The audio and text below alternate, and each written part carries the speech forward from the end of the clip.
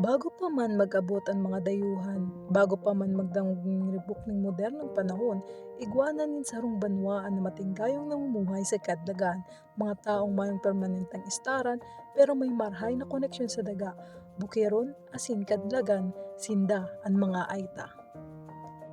Ang mga aita kasaro sa mga pinakainat na nag-istar sa Pilipinas. Listado sinda sa indang simpleng pamumuhay at haranis na ugnayan sa kalikasan. Sa buhi Camarinesor, dakol sa inda. Kaito ang nabuhay bilang mga nomad. Ibig sabihin, mayo sindang permanenteng istaran. Naglipat sinda depende sa pagkakaigwan ng pagkakan, tubig sa kamaray na lugar. Para sa iba, masakit ang arog kayo ng buhay, pero para sa mga aita, ini ang buhay na sa indang kinadukulaan. Sa perminindang paglalakaw, daradara ninda ang kaaraman ninda tungkol sa kagubatan, mga kaaraman na pinasakan sa indang mga ninyo.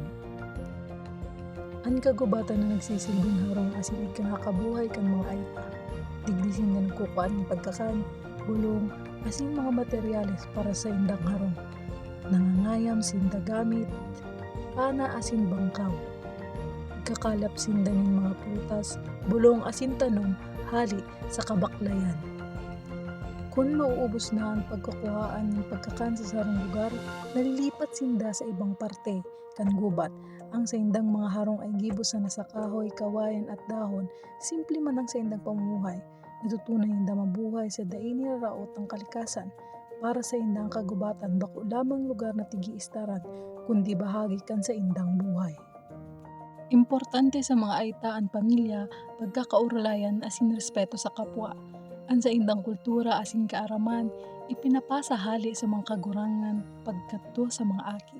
Sa kada istorya, kada aram sa kagurangan, nahihiling ang padagos na paglaogan sa indang etendidad bilang saro na tribo. Para sa inda, ang kagurangan day sa na lugar na ginagadan. Iyo ini ang sa indang kinakabuhian asin parte kan sa indang pagkatao. Alagad sa pag-agi kang panahon, dakol na ang pagbabago ang nakaapekto sa indang pamumuhay. Huli sa modernasyon, asin pagdikit kang kagurangan, dakol na ang mga aitaan na piritan na mag-urulay sa permanenteng komunidad.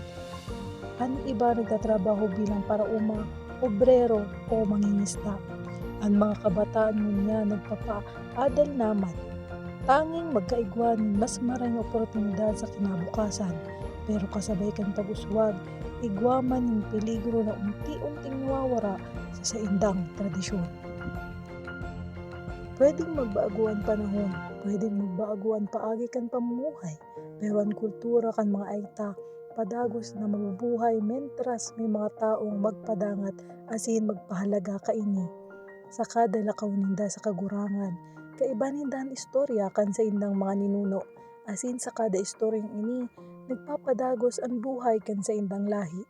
Hulian sa indang paglakbay, dais na paghanap ng lugar na titirhan, yuni ang pagpareserbar kan sa indang pagkatao, kultura, asin kinabubuhian.